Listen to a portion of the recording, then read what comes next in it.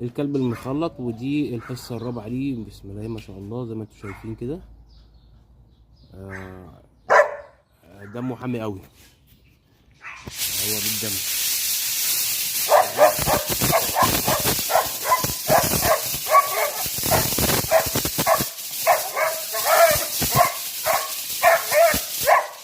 طبعا احنا مش شغالين بأداة تدريب، من اكتشافنا احنا